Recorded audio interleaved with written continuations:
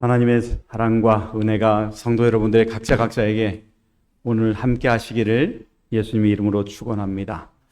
우리가 그리스도인으로서 살아간다는 것이 얼마나 많은 책임과 얼마나 많은 사랑을 경험하게 되는지를 다시 한번 좀 생각하면서 오늘 말씀을 좀 준비했습니다. 그래서 오늘 설교 제목이 뭐예요? 사랑의 빛 외에는 지지 말라. 성도 여러분, 빛 좋아하십니까? 네, 빛 별로 안 좋아하시죠? 저도 별로 안 좋아합니다. 근데 빛 중에 최고로 좋은 빛이 있다면 그것이 바로 사랑의 빛입니다. 제가 고등학교 때 이제 전에 비슷하게 말씀을 드렸는데 이건 조금 다른 부분입니다. 고등학교 때 이게 만성 12지장 궤양이 걸렸을 때 의사 선생님들이 그때 조금 잘 더 하면은 이제 고등학생인데 수술해야 된다 그랬거든요. 근데 그 얘기를 듣더니만은 집사님 한 분이 이때 수치가루나 이런 건강식품을 판매하시는 일을 하시는 것입니다. 그래서 저를 보시더니만은 갑자기 이 뭘 같으냐면 차콜 아시죠? 차콜 이렇게 캡슐로 이렇게 돼 있는 것들을 하나씩 돼 있는 걸 가지고 떡 꺼내시더니만 저에게 이렇게 내미시는 거예요. 그러더만 하시는 말씀이 뭐라고 하셨냐면 이거 먹고 빨리 나아라 그런 거예요. 저 돈 없는데요. 야, 돈이 중요하니 먹고 낫는 게 중요해. 그분이 저를 교회로 인도하셨던 분이고, 그리고 그분이 저를 자라는데 큰 영향을 끼쳤던 한 여집사님이십니다. 근데 이분의 특징은 뭐냐면 잘 퍼주는 거예요. 뭐가 있으면 다 퍼줘요. 집안에 나만 나는 게 없어요. 그만큼 잘 퍼주는 분입니다. 근데 이거는 그 당시에 3만 원이니까 지금은 한 10만 원도 넘겠죠. 그걸 고등학생인 저에게 주는 때 뭘 바라고 주는 것이 아니라 기왕이면 잘 나았으면 하는 바람으로 주신 것입니다. 덕분에 여러 가지 우여곡절이 있어서 언젠가는 나았지만은 저는 아직도 그 사랑을 기억합니다. 아무것도 기대하지 않는 그 사랑을 기억합니다. 뭘 기대하지도 않을 뿐만 아니라 정말 우리에게 주시고자 하는 하나님의 뜻들이 무엇인지를 기억할 수 있는 좋은 경험인 것 같습니다. 성경 본문엔 이렇게 말합니다. 피차 뭘 외에는 지지 말라고요? 사랑의 빛 외에는 아무에게든지 아무 빛도 지지 말라. 남을 사랑하는 자는 율법을 다 이루었느니라. 간음하지 말라, 살인하지 말라, 도적질하지 말라, 탐내지 말라 한 것과 그 외에 다른 계명이 있을지라도 내 이웃을 내 자신과 같이 사랑하라 하신 그 말씀 가운데 다 들었느니라. 10절 같이 보겠습니다. 시작. 사랑은 이웃에게 악을 행치 아니하나니 그러므로 사랑은 율법의 완성이니라. 사랑은 뭐의 완성이라고요? 율법의 완성이에요. 하나님의 뜻에 따라서 이것들을 이루는 것들 중에 정말 다른 빛보다 가장 좋은 빛이 바로 하나님의 사랑의 빛이라는 것입니다. 성경에 보면은 우리에게 얘기하는 것이 뭐냐면 빛에 관한 얘기입니다. 여러분, 왜 빛을 가지고 얘기하면서 사랑의 빛을 얘기했을까라는 것들을 생각할 때 우리는 좀 한 가지 떠올려야 될 것은 이 빛이라는 것입니다. 성경에 나와 있는 빛은 이곳에 사랑이 있는 걸까요? 없는 걸까요? 성경에 나타나 있는 빛은 사랑이 있습니다. 출애굽기 22장 25절부터 26절에 있는 말씀은 이렇게 말합니다. 같이 보겠습니다. 시작. 내가 만일 너와 함께한 나의 백성 중 가난한 자에게 돈을 끄이거든 너는 그에게 체주같이 하지 말며 별일을 받지 말 것이며 내가 만일 이웃의 옷을 전당 잡거든 해가 지기 전에 그에게 돌려보내라. 여러분, 돈 꿔주고 손해보는 사람이 누굴까요? 하나님 백성입니다. 왜냐하면 돈 꿔줬는데 별리가 없으니 이율이 없으니 손해죠. 요즘 말로 하면 이거는 미친 짓입니다. 그리고 또한 옷을 담보로 잡았으면 그건 언제 돌려주라고요? 저녁에 돌려주라는 것입니다. 왜? 그것을 입고 잠을 자야 되는 사람의 삶이 그날 저녁에 이불이 없으면 춥고 떨리니까 그것들을 생각하는 마음에 그 옷을 제공해 주는 것입니다. 그곳에는 반드시 사랑이 있습니다. 우리가 레위기서 25장 36절부터 37절에 또한 그 비슷한 내용이 있습니다. 너는 그에게 이식을 취하지 말고 내 하나님을 경외하여 내 형제로 너와 함께 생활하게 할 것인즉 너는 그에게 뭐 하지 말고요? 이식을 위하여 돈을 꾸이지 말고. 여러분, 이식이 2번 밥 먹는 건가요? 이자에 또 다른 이자를 붙이지 말라는 것입니다. 그리고 이익을 위하여 식물을 꾸이지 말라는 것입니다. 너가 이득 보려는 것이 아니라 하나님께서 값없이 모든 것을 주시는 것처럼 너 또한 그렇게 하고 살라는 사랑의 법칙인 것입니다. 여러분, 사랑은 갚을 수가 없습니다. 빚은 내가 열심히 벌어서 갚으면 됩니다. 근데 사랑은요, 갚을 수가 없어요.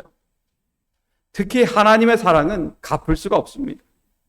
고린도전서 13장 4절에서 6절에 이렇게 말하지요. 사랑은 어떠하다고요? 오래 참고, 사랑은 온유하며 투기하는 자가 되지 아니하며, 사랑은 뭐 하지도 않고요, 자랑하지도 않고 교만하지도 않고 무례히 남에게 행하지도 않고 자기의 유익을 구하는 사람도 아니고 덕내지도 안 하고 악한 것을 생각지도 안 하고 불의를 기뻐하지 아니하며 오로지 진리와 함께 기뻐하는 사람, 그 사람이 바로 이 사랑을 가진 존재라고 말합니다. 이 사랑은 하나님의 모든 결정체를 다 함축시켜 놓은 거예요. 그래서 하나님은 우리에게 늘 오실 때마다 우리에게 화내지도 않으시고, 그리고 가까이 오셔도 우리의 심령에 하나님을 잊어버리지 않게끔 끊임없이 사랑으로서 속삭이고 이야기하신다는 것입니다. 저는 여기 계신 모든 분들에게 그 사랑의 하나님이 계심을 감사합니다. 그리고 또한 그 하나님께서 우리의 가는 길을 선히 인도하실 뿐만 아니라 지켜주시는 하나님임을 기억합니다. 그러게 여러분, 이 숭고한 사랑을 갖고 계신 하나님, 그 사랑의 법칙을 마음속에 기억하시고 살아가는 주의 백성 되시길 간절히 바랍니다. 성경은요, 이 빚진 자라는 표현을 잘 씁니다. 로마서 1장 13절에서 14절에 이렇게 말합니다. 우리 같이 볼까요? 시작. 형제들아, 내가 여러 번 너희에게 가고자 한 것을 너희가 모르거를 원치 아니하노니 이는 너희 중에서도 다른 이방인 중에서와 같이 열매를 맺게 하려 함이로되 지금까지 길이 막혔도다. 헬라인이나 야만인이나 지혜 있는 자나 어리석은 자에게 다 내가 빚진 자니라. 사도 바울이 자신에게 이야기할 때 나는 뭐한 사람이라고요? 빚진 자라고요. 그에게 빚진다는 말은 참 의미 있는 것입니다. 왜냐하면 그가 예수 그리스도를 발견하고 난 이후에 그의 삶이 바뀌어서 많은 사람에게 복음을 전하는 이 과정 중에 자신이 그 복음을 사람들에게 전하지 못하는 것이 빚인 거예요. 마음의 부담인 거예요. 여러분, 하나님을 알면 알수록 복음을 전하지 않는다는 것이 빚이 될 때가 많습니다. 내가 하나님을 증거해야 돼요. 그 하나님이 내 마음속 깊은 곳에 정말 자정해졌는데 그것들을 전하지 않는다는 것이 얼마나 큰 빚인지. 저는 여기 계신 분들이요, 하나님의 복음에 대한 빚진 사람으로서 살아갔으면 참 좋겠습니다. 우리가 하나님의 복음을 갖고 있지만 그것들을 그냥 품고 있는 사람이 아니라 사람에게 전해주지 못한 것이, 그것이 또 다른 빚이라는 것을 생각한다는 건 매우 중요한 것입니다. 고린도전서 9장 16절에 이렇게 말합니다. 내가 복음을 전할지라도 자랑할 것이 있다 없다? 없다. 내가 부득불 함이림이라. 만일 복음을 전하지 아니하면 내게 화가 있을 것입니다. 이렇게 말합니다. 여기서 말하는 부득불은 하지 아니할 수 없을 정도로 하나님께서 나를 강하게 인도하실 뿐만 아니라 나를 자꾸 강하게 지키시고 그 길로 밀어 넣으신다는 거예요. 여러분, 우리 하나님은 하나님의 사랑인 것들을 알고 또한 우리에게 사랑을 주시는 분일 뿐만 아니라 우리에게 사랑을 전하지 않고는 버기지 못할 만큼 우리의 마음속 깊은 곳에 사랑으로서 채워주시고 채워주시는 분이라는 것입니다. 그래서 그 하나님을 생각할 때마다 우리는 하나님의 사랑을 그냥 간직하는 것이 중요한 것이 아니라 그 사랑의 통로가 되어야 된다는 것을 기억해야 된다는 것입니다. 고린도후서 5장 14절에서 15절에 이렇게 말합니다. 그리스도의 사랑이 우리를 뭐한다? 강권하시는도다. 우리가 생각건대 한 사람이 모든 사람을 대신하여 죽었은즉 모든 사람이 죽은 것이라. 15절 같이 보겠습니다. 시작. 저가 모든 사람을 대신하여 죽으심은 산 자로 하여금 다시는 저희 자신을 위하여 살지 않고 오직 저희를 대신하여 죽었다가 다시 사신 자를 위하여 살게 하려 합니다. 성도 여러분, 오늘 여러분에게 예수 그리스도가 여러분을 위해서 십자가에 돌아가셨던 것들을 기억하기를 원합니다. 그리고 그 십자가를 위해서 자신을 전적으로 제물로 드리는 것들을 아껴 하지 않으시는 하나님의 사랑을 기억하기를 원합니다. 그 하나님은 우리에게 모든 것들을 주시되 그것들로 하여금 우리가 영적으로 다시 한번 살 수 있는 길을 하나님께서 만들어 주셨다는 것들 또한 여러분이 기억하기를 원합니다. 우리는요, 하나님의 사랑의 법칙은 그냥 내가 너를 사랑한다? 그게 아니에요. 내가 너를 사랑하기 때문에 내 목숨을 준다입니다. 내가 너를 사랑하기 때문에 내가 있는 모든 것을 준다는 거예요. 제가 요즘 와서 좀 많이 듣는 소리가 뭐냐면 돈 달란 소리입니다. 돈 달란 소리가 어디서 나오냐면 우리나라에서 들리는 게 아니고요. 인도네시아에 있는 친구로부터 연락을 계속 받아요. 목사님, 지난번에 수술해서 나았는데 수술을 마쳤는데 또 교회 일을 하다 보니까 몸에서 피가 나기 시작해요. 그 걱정돼서 나라를 계속 돌아다니는데 그 나라에서 답을 안 줘요. 그 유일한 방법은 다시 말레이시아로 가야 돼요. 어떻게 해야 될지 모르겠어요. 그래? 그럼 가. 어떻게 해요? 내가 돈 만들어 볼게. 그 소리 듣고 계속 지금 또 제가 아는 사람들인데 연락을 해요. 근데 그렇다고 제가 돈을 그 몇백만 원, 몇천만 원 저인데 있을 리가 없잖아요. 근데 저도 그냥 그 사람이 불쌍한 거예요. 그리고는 어떻게 해요? 전화하는 것입니다. 그래가지고 전화해가지고 이러이러한 일로 인해서 지금 도움이 필요한데 좀 도와줬으면 좋겠다. 그러니까 거기서 그날 회의록이 쭉쭉 올라오는 게 뭐예요? 우리가 일부를 돕겠습니다. 그러는 거예요. 나도 얼마, 그 사람도 얼마. 여러분, 하나님의 사랑은 그렇게 만들어요. 나에게 돈이 있고 없고 그게 중요한 게 아니라 사람을 살리는 게 하나님의 목적입니다. 우리의 삶에 있어서 하나님은 우리 한 사람 한 사람 살리는 게 최고의 목적이에요. 저는 여기 계신 모든 분들이 나 하나 살리기 위해서 모든 것들을 희생하신 우리 하나님의 사랑을 마음속에 품고 살아가는 주의 백성이 되시기를 간절히 바랍니다. 우리가 하나님이 계심으로 인해서 내 처지가 달라져요. 하나님이 계심으로 인해서 내가 사랑해야 되는 대상이 달라져요. 내 그것만이 아니라 내 주변에 있는 것으로 눈은 돌려지게 돼 있어요. 그게 하나님의 방법이에요. 성도 여러분, 우리 하나님의 사랑을 그냥 먼 발치서 기억하는 사람이 아니라 가까운 곳에서 그것들을 기뻐하는 하나님의 백성이 되시길 간절히 바랍니다.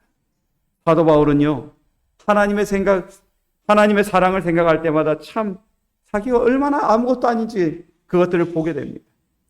사도 바울이 자신을 얘기할 때 이럽니다. 내가 전에는 배방자요, 핍박자요, 포행자이었으나 도리어 긍휼을 입은 것은 내가 믿지 아니할 때에 알지 못하고 행하였습니다. 내가 아무것도 알지 못하고 살았을 때 내가 그 그리스도인들을 핍박한 거 그것들을 하나님께서 더 긍휼히 여기셔서 나를 찾아오셨다는 거예요.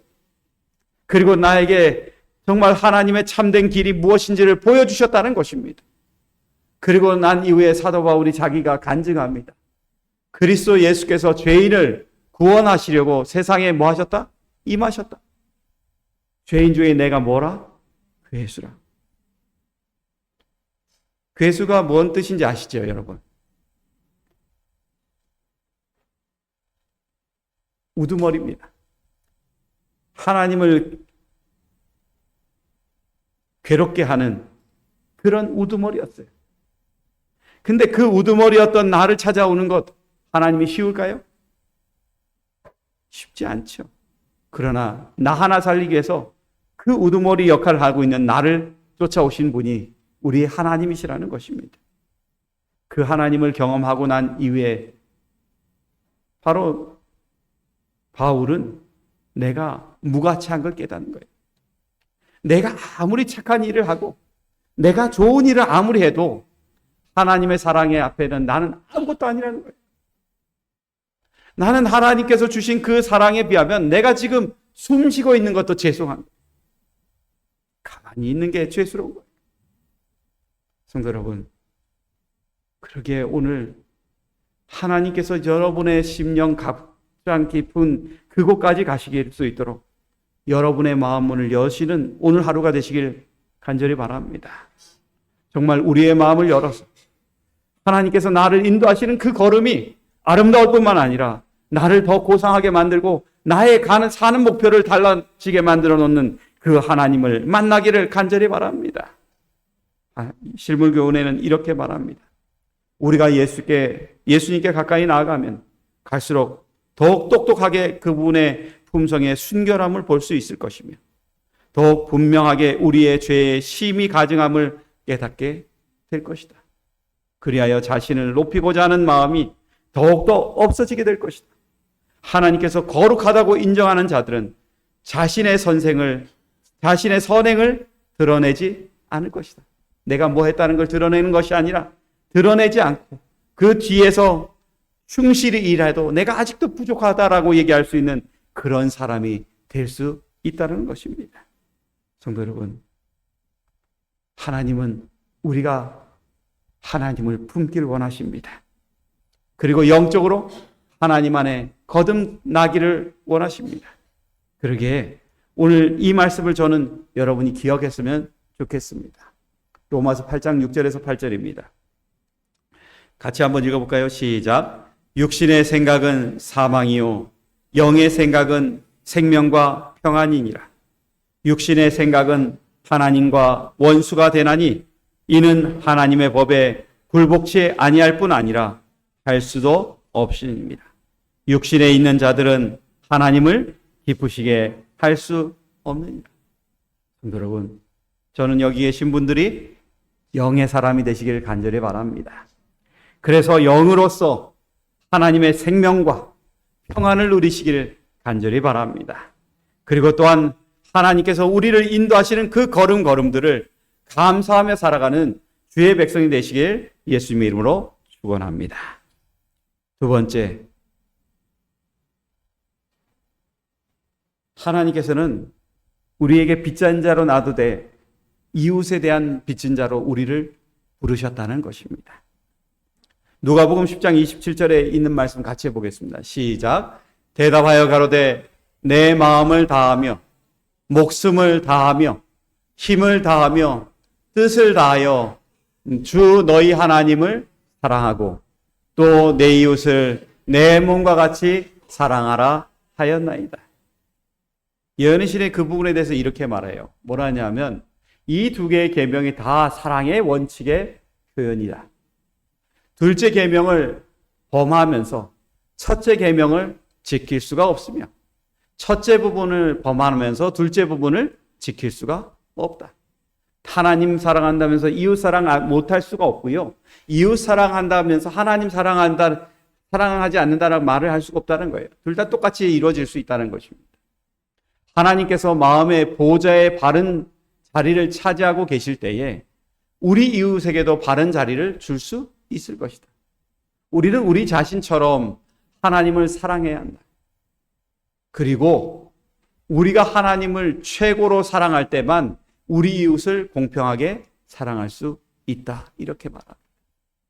여러분, 우리가 하나님을 최고로 사랑할 때 내 이웃도 최고로 사랑할 수 있다는 것입니다.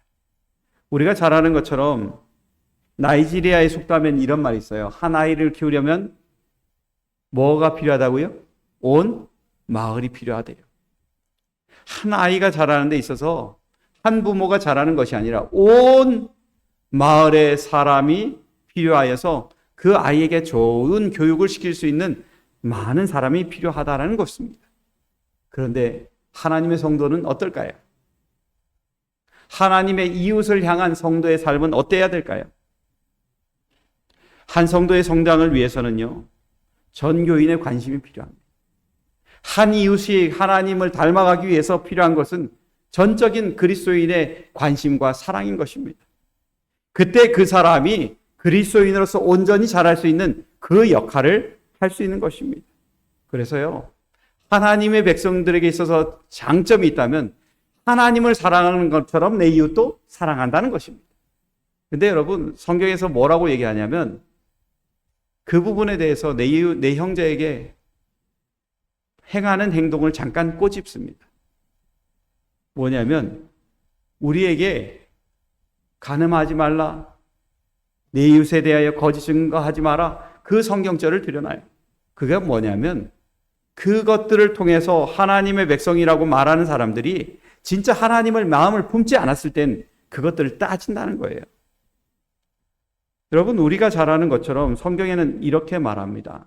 하나님이 없는 사람들이 잘하는 행동 중에 하나지요. 나는 너희에게 이르노니 형제에게 노하는 자마다 뭘 받게 되고요?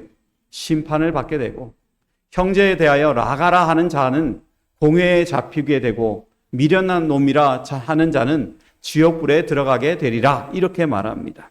근데 여러분, 여기서 노하게 한다는 말이 뭐냐면 오르기조라는 원어예요. 근데 이것을 뜻을 자세히 보면은 뿌리 깊은 분노를 가슴에 품고 있는 것이라고 말합니다. 그들이 하나님의 사랑을 그 뿌리에서 뽑아내는 것이 아니라 이때까지 자기가 당했던 모든 것들, 이 가슴 뿌리 깊은 곳에 불평하고 그리고 그것을 통해서 분냄이 거기서 자라고 있다는 거예요. 최근에 뉴스를 한번 보다 보니까 이것들을 발견하게 됐어요. 한 여관에서 일어난 비극입니다. 한 여학생을 죽인 심 씨를 갖고 있는 청년의 얘기예요. 이 학생이요, 이 17살 된 아이를 여관으로 불려서 거기서 아이를 살해했어요. 근데 그 살해한 게 자기가 가지고 있는 망치 이런 것들을 가지고 와서 애를 죽이는데 그것들이 다 망가지니까 또 가서 사가지고 또 죽였다는 거예요. 얼마나 많은 시간 동안 이 아이를 죽였는지 모릅니다. 근데 이 아이가요, 쓴 글이 카카오톡에 떠 있습니다. 이렇게 썼답니다. 내겐 인간에게 느낄 수 없는 있는 감정이 이제 메말라 있다. 오늘 난 죄책감이란 감정 또한 느끼지 못한다. 슬픔이란 감정 또한 느끼지 못했고 분노를 느끼지도 못했다. 아주 짧은 미소만이 날 반겼다. 오늘 이 피비린 내에 묻혀 잠들어야겠다. 무섭죠? 근데 요즘 많은 사람들이 자신의 생각과 그리고 내 마음대로 사는데 조금이라도 장애가 되고 불편한 것들을 주는 사람이 있거나 혹시 자기 마음대로 되지 않으면 사람 죽이는 걸 두려워하지 않는 시대가 이 시대예요. 그래서 우리는 이 시대에 정말 하나님을 알고 있는 사람으로서 빚진 자가 되어야 돼요. 하나님의 빛을 갖고 있는 사람으로서 빚진 자로 오늘 살아가야 된다는 것입니다. 우리가 지금 이 일들을 하지 않음으로 해서 이 세상은 죽어가고 있어요. 그들을 향해서 정말 나가서 하나님의 사랑을 전해야 되는데 그것들을 전하지 못함으로 이렇게 돼가고 있다는 것입니다. 마태복음 5장 43절에서 이렇게 말합니다. 또 내 이웃을 사랑하고 내 원수를 미워하라 하였다는 것을 너희가 들었으나. 노란색 같이 읽겠습니다. 시작. 나는 너희에게 이르노니 너희 원수를 사랑하며 너희를 핍박하는 자를 위하여 기도하라. 여러분, 핍박하고 잘못된 사람, 문제가 있는 사람을 위해서 기도하는 것은 그리스도인이 해야 될 가장 중요한 것입니다. 예수님도 우리를 위해서 기도하라고 얘기하실 때 이렇게 말하죠.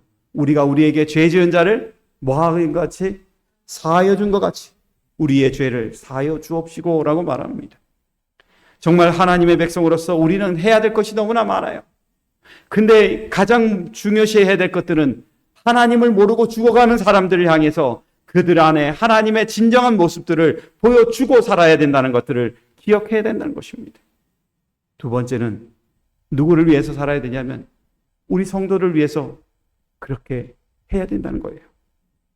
여러분, 우리가 목표하는 희망이 있어요. 우리가 잘 아는 것처럼 우리는 하늘나라를 가기 위해서 성령의 열매를 맺기를 원하고 있지요. 근데 여러분, 성령의 열매가 맺어지는 게 눈에 보이십니까?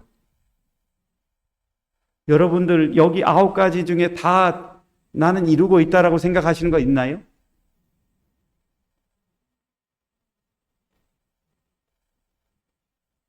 가만히 보면 저도요, 뭔가 있는 것처럼 보는데 하나도 없어요. 이루려고 노력하면 자꾸 좌절해요. 뭘 하려고 그러면 안 돼요. 근데 여러분, 우리가 좀 생각해야 될 것들이 뭐냐면, 우리가 잘 아는 것처럼 제임스 패커라는 분이 쓴 기도라는 내용에 보면 이런 게 있어요. 의무를 지나 기쁨에 이르는 길, 그게 기도랍니다. 여러분, 의무를 지나 기쁨에 이르는 길. 우리가 기도할 때 그 기도가 상달되는지 안 되는지 우리가 알아요, 몰라요? 잘 몰라요. 우린 믿음으로 기도할 뿐입니다. 그것들이 이루어지는지 안 이루어지는지 나중에 알아야 돼요. 근데 그것들을 가지고 알지 못하는데 우리는 막막하지만은 기도하고 있습니다. 그 의무를 지나서 막막하게 기도한 결과 하나님께서 나를 이끄시는 길이 뭔지를 보게 됩니다. 우리가 살면서요, 가장 힘든 것이 뭐냐면 그리스도인이 영적으로 성장하기를 바라지만 거기서 멈춰 있는 것을 볼 때마다 답답해하는 거예요. 근데 여러분, 이때 하나님께서 우리에게 요구하는 것이 있습니다. 그게 뭐냐면 그 신앙을 가지려고 혼자 노력하는 것, 거기서 멈추게 하지 말고 같이 기도하라는 거예요. 성경에 이렇게 말합니다. 같이 읽겠습니다. 시작. 너희가 짐을 서로 지라. 그리하여 그리스도의 법을 성취하라. 짐을 그 사람만 지고 가는 걸로 그냥 구경하지 말고 그 사람이 신앙을 갖고 그 길을 가다가 좌절하거나 힘들어하면 같이 기도해서 내가 기도해주마 하고 그 사람과 같이 가라는 것입니다. 그리고 또한 성경의 로마서 15장 30절에 이렇게 말합니다. 같이 보겠습니다. 시작. 형제들아, 내가 우리 주 예수 그리스도로 말미암아 성령의 사랑으로 말미암아 너희를 권하노니 너희 기도에 나와 힘을 같이하여 나를 위하여 하나님께 빌어. 사도 바울이 요청하는 거예요. 나 혼자 이 길 가게 하지 말라는 거예요. 같이 가자는 거예요. 성도 여러분, 오늘 우리에게 가장 필요한 건 지금 영적으로 좌절하고 있는 형제를 위해서 기도하는 걸 다시 한번 시작해야 된다는 것을 기억하시는 저와 여러분 되시길 간절히 바랍니다. 사랑의 법칙은 멈추는 게 아니에요. 누가 가는 거 그냥 잘 가라고 그냥 구경하는 것이 아니라 관망자가 아니라 함께 걸어가는 것입니다. 함께 걸어가기 때문에 그리스도인이 필요한 거고 함께 걸어가기 때문에 우리는 서로를 두고 형제라고 말하는 것입니다. 성도 여러분, 오늘 우리의 형제가 낙담하고 있다면 그를 위해 기도하는 것들을 멈추지 않아서 우리 하나님 앞에 우리의 진정한 헌신을 보여주는 주의 귀한 백성 되시길 간절히 바랍니다. 교회 중원 4권에 이렇게 말합니다. 하나님의 율법을 지키는 것은 그대가 행할 용의가 있는 것보다 더 많은 것을 우리에게 요구한다. 하나님께서는 그대의 도움으로 영혼들이 진리로 인도될 수 있도록 그대에게 선행, 자아부정, 자아희생, 그리고 다른 사람의 유익을 위한 헌신을 요구하신다. 여러분, 우리가 하나님을 믿는 것으로 끝나는 것이 아니라 다른 사람의 유익을 위해서 기도할 수 있는 그런 사람이 될 때 우리는 진정한 하나님의 뜻들을 볼 수 있는 사람이라는 것을 기억하시게 되길 간절히 바랍니다. 하나님은요, 우리가 살면서 하나님의 사랑을 깊이 깨닫는 것처럼 이웃에게 그 사랑을 전해주기를 원하고 있습니다. 우리가 잘 아는 것처럼 1만 달란트 빚진 자에 대한 얘기는 잘 알잖아요. 그죠? 근데 이 주인이 1만 달란트 빚진 자를 탕감해줘요. 그 목적이 뭘까요? 그 목적이 뭘까요? 그걸 탕감해주는 목적이 뭘까요? 은혜를 기억하라는 것입니다. 우리에게 하나님께서 원하는 것은 너가 그렇게 은혜를 받았다는 걸 기억하고 다른 사람에게도 뭐 하라는 거예요? 그렇게 은혜를 나누어 주라는 것입니다. 근데 이 사람이 뭐 하지 못했어요? 탕감은 받았는데 100데나리온 빚진 자에게 탕감도 못 해주고 그런 결과 더 많은 것을 손해 보게 되었습니다. 근데 여러분 기억하십시오. 우리는 하나님의 사랑을 먹고 사는 사람입니다. 그러기에 우리가 해야 될 것들이 가장 중요한 것은 그 더 먹고 자라는 그 사랑을 다른 사람의 유익을 위해서 사용하라는 것입니다. 고린도전서 10장 24절 보고 제가 한 이야기 드리고 말씀을 마칠까 합니다. 우리 같이 한번 보겠습니다. 시작. 누구든지 자기의 유익을 구치 말고 남의 유익을 봐라. 나의 것들을 구하지 말고 누구의 것을 구하라고요? 남의 유익을. 제가 학교 다닐 때 가장 힘들었을 때 제가 많은 사랑을 받았던 데가 교회입니다. 제가요, 대학을 다닐 때 갑자기 돈 나올 출처가 끊어졌어요. 그래가지고 어떤 일이 있었냐면 동네 아는 형들 집에 가서 저녁에 가서 잠자고요. 아침엔 학교 집 가방 메고 갑니다. 그리고는 계속 방황하다 잠잘 때만 거기에 들어갑니다. 그러니까 밥 먹는 것도 편안하지 않을 때였어요. 그런데 그때 그 상황을 들었던 목사님이요. 어떻게 하셨냐면 저보고 교회로 오라는 것입니다. 갔더니만 도루가방을 주시는 거예요. 여기서 살라는 거예요. 거기서 사는 거는 그것들이 편할까요? 불편할까요? 불편해요. 차라리 남의 집에 가서 그냥 머리 기대고 자는 게 더 나을 것 같은데 목사님이 그렇게 하라니까 그 말을 순종했어요. 근데 가니까 아무것도 없는데 그 방을 줬으니 거기서 책을 보고 이렇게 하기가 민망한 거예요. 그래서 잘 안 들어가니까 장로님이 하루는 저를 데리고 싱크대 공장을 데려가는 거예요. 집사님이. 데려가시더니만은 저를 하루를 일을 시키세요. 그리고 일이 끝나고 난 다음에 내가 책상 하나 만들어줄게 하다면 싱크대 가지고 책상을 만들어가지고 거기에 도루가방에다 놔주시는 거예요. 제가 그분들에게 잘한 게 하나도 없거든요. 근데 그분들이 그거를 싱크대로 만든 책상을 아주 좋은 걸로 만들어서 거기다 비치해 주시는 거예요. 그러면서 뭐라 그래요? 여기서 공부하라는 거예요. 그러더니만 또 도루가에서 하루는 저를 부르시다면 그러는 거예요. 밥 해먹기 힘들지 그러는 거예요. 밥 안 해먹는데요. 그러니까 내일부터 밥을 해먹어 그러는 거예요.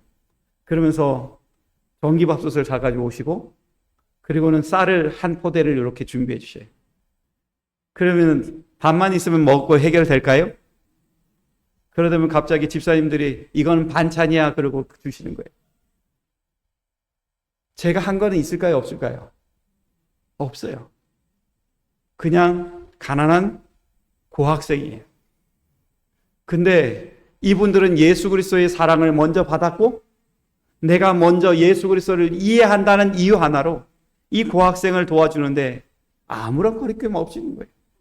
그래가지고 오늘은 우리 집에서 뭘 만들었어 그러고 가져다 줘요. 제가 이렇게 지내면서 느꼈던 게 뭐냐면 사랑의 빛이라는 건 이런 거라는 걸 제가 지금도 기억을 하고 있어요. 사랑의 빛은 내가 지금도 갚을 수가 없어요. 지금도 갚을 수 없기 때문에 저에게 누가 도움을 요청하면 제 사비를 털어서 주는 이유가 그 사랑 때문이에요. 성도 여러분은 이때까지 자라오시면서 여러분을 사랑으로 대해주신 성도가 있으십니까? 여러분을 사랑으로 대해주신 여러분의 좋은 믿음의 조력자가 있습니까?